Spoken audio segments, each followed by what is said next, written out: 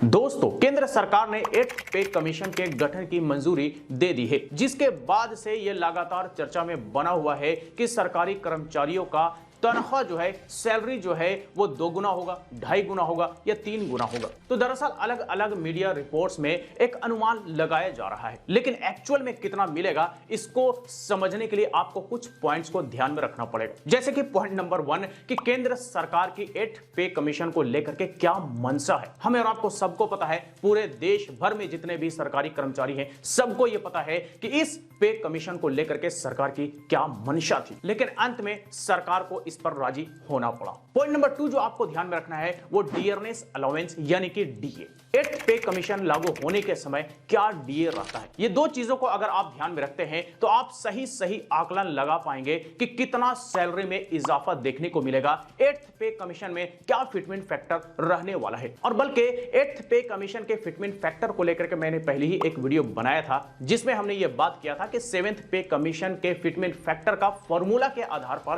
8th पे commission का fitment factor क्या हो सकता है। उस वीडियो का लिंक इस वीडियो के डिस्क्रिप्शन में मिल जाएगा, आप चाहें तो पूरा का पूरा कैलकुलेशन देख सकते हैं और समझ सकते हैं। अब चलिए अपने लैपटॉप स्क्रीन पर चलते हैं और देखते हैं कि कितना गुना आपका सैलरी 8th पे कमीशन लागू होने के बाद बन सकता है, क्या फिटमेंट फैक्टर हो सकता है। और ये सारी जो बातचीत होगी दरअसल तर्क संगत होगी, हवा हवाई कोई बातें नहीं होने वाली हैं। तो दोस्तों, आप यहां पर देख सकते हैं कि अलग अलग मीडिया रिपोर्ट्स ने यह अनुमान लगाया है कि 8th पे कमीशन में कितना फिटमेंट फैक्टर हो सकता है।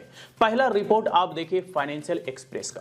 फाइनेंशियल एक्सप्रेस का क्या कहना है ये आप यहां पर देख लीजिए। इनका कहना है कि जो फिटमेंट फैक्टर हो सकता है वो हो सकता है 1.92, जो कि आप यहां पर देख सकते हैं कि the current minimum salary is 18,000 which will possibly revised to 34,560 with the fitment factor of 1.92। ये है फाइनेंशियल एक्सप्रेस का अनुमान। अब आ जाइए दूसरा देख लीजिए। दूसरा है वन इंडिया का, और इनका जो अनुमान है वो अनुमान आप देख लीजिए कि इनका मानना है कि 2.28 फिटमेंट फैक्टर इस 8th पे कमीशन में मिल सकता है। अब आइए तीसरा अनुमान देख लीजिए, ये न्यूज 18 का है, और न्यूज 18 का मानना है कि 2.86 फिटमेंट फैक्टर इस 8th पे कमीशन में मिल सकता है। ये आपने देखा 3 अलग अलग मीडिया रिपोर्ट्स के मुताबिक 3 अलग अलग तरह के फिटमेंट फैक्टर का अनुमान। अब चलिए एक्सेल शीट पर चलते हैं और समझते हैं। तो ये एक्सेल शीट हमने ओपन कर लिया है, अलग अलग मीडिया रिपोर्ट्स के द्वारा अनुमानित ये फिटमेंट फैक्टर है।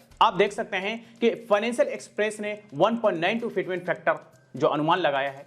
सैलरी हाइक इसमें 20% बेसिक में देखने को मिलेगा। वन इंडिया का 2.28 जो अनुमान है, इसमें सैलरी हाइक 42.5% देखने को मिलेगा। और अगर न्यूज 18 इंडिया का 2.86 फिटमेंट फैक्टर अनुमानित है, तो ये जो सैलरी हाइक है ये 79% आपको देखने को मिलेगा। और कुछ रूमर्स हैं जो सोशल मीडिया पर और अन्य प्लेटफॉर्म पर डिस्कस किया जा रहा है, 3.68 इसमें अगर ये फिटमेंट फैक्टर मिलता है तो 130% सैलरी हाइक देखने को मिलेगा, जो कि 1.92% पॉसिबल है, मिल सकता है। मैंने अपने पिछले वीडियो के कैलकुलेशन में भी बताया था। 2.28 बेयरली पॉसिबल है, यानी कि बहुत कम संभावना है, बड़ा मुश्किल से संभव होता दिख रहा है। 2.86 ये इम्पॉसिबल है, सरकार इतना ज्यादा सैलरी हाइक बियर नहीं कर सकती, इतना ज्यादा सैलरी हाइक नहीं दे सकती, 79%। और 130% यानी कि 3.68 ये तो आप भूल ही जाइए, ये सिर्फ रूमर्स है, अफवाह है, ये अफवाह ही रह जाएगा, ये सच नहीं होने जा रहा है, तो ये भी इम्पॉसिबल है। अब देखिए, हम ये जो तीनों फिटमेंट फैक्टर है जो कि अलग अलग मीडिया रिपोर्ट्स के द्वारा अनुमान लगाया जा रहा है, ये हम फॉर्मूला में फिट करेंगे और उसके बाद देखेंगे कि सैलरी कितना बढ़ता है। तो देखिए 1.92 फिटमेंट फैक्टर ऑलरेडी यहां पे मैंने अप्लाई किया हुआ है। 1.92 के मुताबिक अगर किसी बिहार के टीचर की बेसिक सैलरी 30,000 रुपया है तो उसका नेट पे जो बनेगा वो 45,670 बनेगा, जो कि अकाउंट में ये सैलरी आएगा। अगर 8th पे कमीशन लागू होता है तो 1.92 फिटमेंट फैक्टर के मुताबिक उसका बेसिक पे 30,000 से बढ़ करके 57,600 हो जाएगा, जो कि डबल से थोड़ा कम होगा। अब आइए 2.28 लागू करते हैं। तो 2.28 लागू करने के लिए ये जो 42.50 ये जो इंक्रीमेंट दिख रहा है इसमें, ये हम यहां पे इंटर कर देते हैं 42.5। जैसे ही हमने ये हाइक इंटर किया 2.28 फिटमेंट फैक्टर यहां पर आ गया। और इस 2.28 फिटमेंट फैक्टर के मुताबिक अगर किसी बिहार के टीचर की सैलरी 30,000 रुपए बेसिक पे है तो उसका बेसिक पे बढ़ करके 68,400 हो जाएगा। अब आ जाइए 2.86 अप्लाई करके देखते हैं। तो 2.86 अप्लाई करने के लिए जो सैलरी में हाइक देना पड़ेगा वो 79% देना पड़ेगा। तो हम यहां पे 79 इंटर कर देते हैं।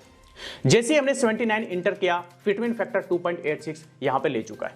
लेने के बाद अब देख लीजिए कि बेसिक अमाउंट जो अभी 7th पे कमीशन में चल रहा है 30,000 है, वो 8th पे कमीशन में 85,920 हो जाता है। कितना गुना? लगभग 3 गुना से थोड़ा कम। 30 90 होता है और यहां पे 86,000 के आसपास 8th सीपीसी में बेसिक पे दिख रहा है। और अगर 3.68 अगर हम यहां पर अप्लाई करें तो 3.68 के लिए 130% हमें हाइक देना पड़ेगा। और इसके लिए आप देख सकते हैं कि जैसे ही हमने 3.68 फिटमेंट फैक्टर अप्लाई किया तो सैलरी देख लीजिए कि 30,000 से बढ़कर के 1,10,000 बेसिक पे हो जाता है। और जो नेट पे होता है, अकाउंट में जो पैसे आएंगे वो 45,000 से बढ़कर के 1,05,000 आ जाता है। क्या सरकार इतना हाइक दे पाएगी? सोचने वाली बात है ये। अगर आप सोच विचार करेंगे तो आपको समझ में आएगा कि सरकार इतना ज्यादा नहीं दे सकती। सरकार कितना दे सकती है? सैलरी हाइक बड़ा मुश्किल से 20% दे सकती है, क्योंकि 7th पे कमीशन में 14.29% का हाइक गवर्नमेंट ने दिया था सैलरी में। एक और चीज आपको ध्यान में रखना है वो ये कि 7th पे कमीशन में जो डीए था वो 125% था, और अभी जो डीए होगा वो बड़ा मुश्किल से 60% तक जाएगा। ये ना भी जाए 58-57 पे ही ये लटक सकता है। 60% भी मान करके चलिए तो 7th पे कमीशन के मुकाबले डीए आधा से भी कम होने वाला है 8th पे कमीशन में। तो आप ये कैसे कह सकते हैं कि 7th पे कमीशन वाला जो 2.56 फिटमेंट फैक्टर जो लागू हुआ था वो सेम इस बार भी मिल जाएगा? ये इससे बढ़ के मिलेगा।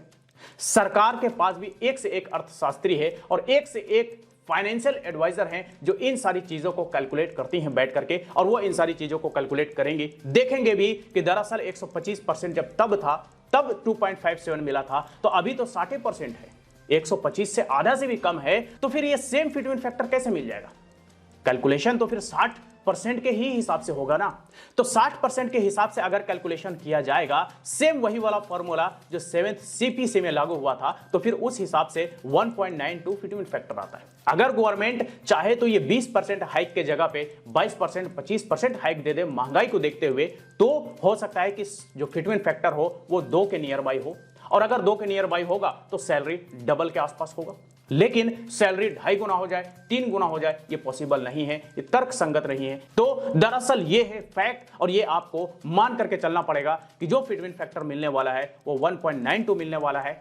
हो सकता है बड़ा मुश्किल से 2.28 मिल जाए, लेकिन 2.86 और 3.68 ये तो कतई नहीं मिलने वाला है। तो फिलहाल आप क्या कर सकते हैं कि आपका जो भी बेसिक पे है उसका गुना आप 1.92 से कर लीजिए। बड़ा मुश्किल से आप चाहें तो 2 से भी कर सकते हैं, और 2 से करने के बाद आप ये मान करके चल सकते हैं कि उतना आपका सैलरी होने वाला है। एक और बात मैं आपको बताता चलूं कि जब भी पे कमीशन लागू होता है तो आपका डीए जो होता है वो 0 हो जाता है, क्योंकि जो आपका करंटली डीए चल रहा है ये डीए पे कमीशन लागू होने के बाद आपके बेसिक में जुड़ जाता है, तो उसके बाद आपका 0 हो जाता है। ये हो सकता है 1-2% सरकार दे दे, लेकिन मान के चलना पड़ेगा कि आपको सिर्फ और सिर्फ जो मल्टीप्लाई करेंगे फिटमेंट फैक्टर से, चाहे 1.92 से कीजिए या फिर 2 से कीजिए, जो आपका कैलकुलेशन में आएगा दरअसल वही आपका बेसिक पे होने वाला है। और बेसिक पे के आधार पर डीए, एचआरए, मेडिकल जो भी सारी चीजें बनता है वो आपका उसी हिसाब से बनेगा, और उसके बाद आपका सैलरी निकल करके आएगा। तो फाइनल आप 1.92 या 2 के नियर बाय का फिटमेंट फैक्टर ले सकते हैं, यानी ये कह सकते हैं कि 2 गुना सैलरी आपका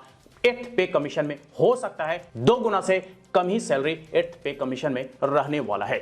जी हां दोस्तों, तो ये आपने देखा कि फिटमेंट फैक्टर 1.92, ये कह लीजिए कि अप्रोक्स 2 फिटमेंट फैक्टर के आसपास होने वाला है 8th पे कमीशन में। इससे ज्यादा की उम्मीद आप बिल्कुल भी मत कीजिए, क्योंकि हमें और आपको सबको पता है कि केंद्र सरकार 8th पे कमीशन को गोल करने के चक्कर में थी, लेकिन कर्मचारी संगठनों ने सरकार को इसे गठन करने पर मजबूर कर दिया, जिसके बाद सरकार ने यह फैसला लिया। लेकिन इस बात से आप अंदाजा लगा सकते हैं कि सरकार किसी को 3 गुना सैलरी, 2.5 गुना सैलरी तो किसी भी कीमत पर नहीं देने वाली है, क्योंकि सरकार कभी भी एम्प्लॉयज के सैलरी के बढ़ोतरी के फेवर में नहीं रही है। हमें और आपको सबको पता है, पिछले 10 सालों का आप रिकॉर्ड उठा करके देख लीजिए, डीए को ही आप देख लीजिए कि आपको डीए कभी 3%, कभी 4%, आप देख लीजिएगा कि वो भी समय आएगा कि डीए आपको 2-2% मिलने वाला है। तो दरअसल ये है फैक्ट जिसे आपको लेकर के चलना चाहिए। तो चलिए आज तक के लिए इतना ही। इससे रिलेटेड अगर फिर भी कोई सवाल हो, क्वेरी हो, तो आप हमें कमेंट करके पूछ सकते हैं। फिर मुलाकात होती है किसी नए वीडियो के साथ, तब तक के लिए बाय बाय।